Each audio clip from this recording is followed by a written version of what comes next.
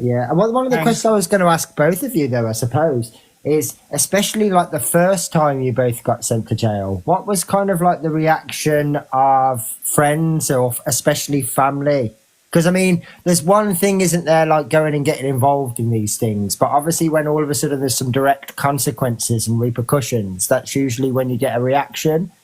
I mean, I started off getting involved in hunt sabs, especially my mum absolutely hated it. I used to contact the media, get the local media to come along on the SAB, because I thought it'd be good publicity against hunting.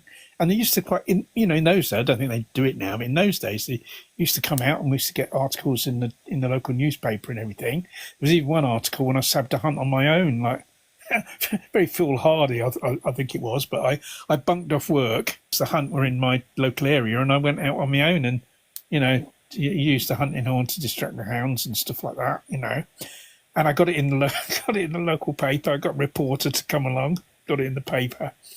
And I used to keep all the cuttings in a scrapbook, you see, that I had at home because I was living with my parents at the time. But when I opened the scrapbook, I found my mum had written all over it. She'd written all over it like, "You've turned into a lunatic.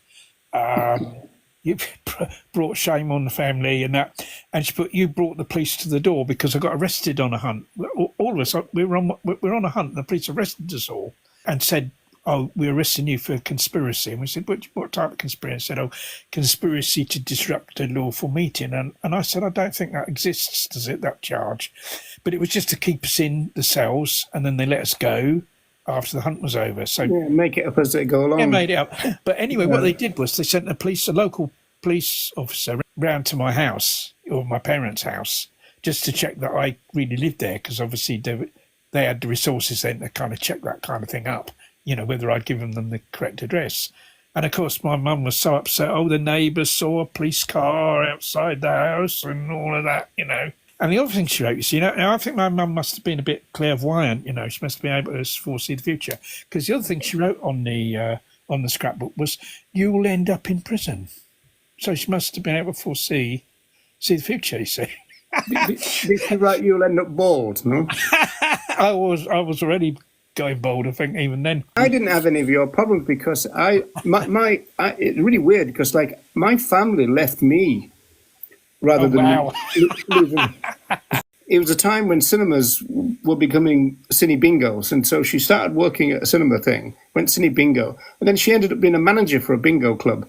And so she was really good at it. And so the company, Star it was called, they used to send her around when she went to Ladbrokes and to build up a club and then pass it over to a manager that wasn't as good and this kind of stuff. So that meant that we moved a lot when I was a kid. And so I got involved with the entertainment business, became a projectionist. And so she was working in Nottingham.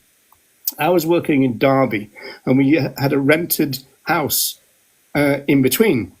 And then she got a really big promotion to go to London, and she said that she wanted to take it. And I said, "Well, I don't want to leave my job, And so she left me.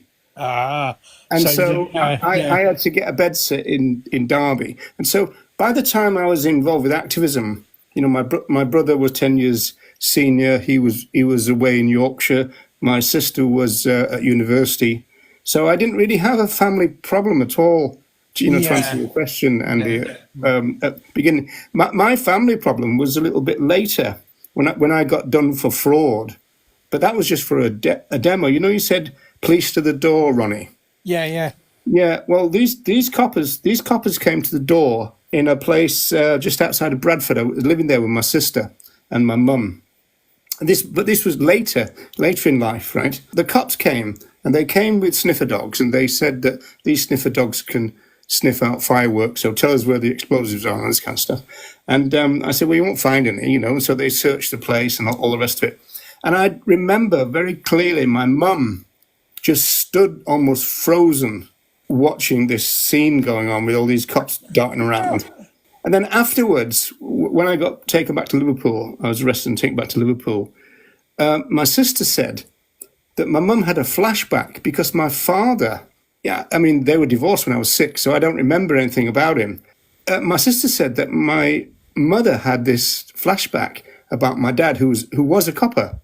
She realised that he had this special pair of brown leather gloves, which he used to use to hit suspect with because they didn't leave any marks. And she'd kind of driven this kind of memory completely out of her mind until this all brought it back. You know, that recovered memory type. Yes, yeah. Yeah. Sounds like a nice guy. No, he wasn't. It was violent. I mean, apparently he threw me out in the snow when I was a kid. Oh dear. Yeah. I mean,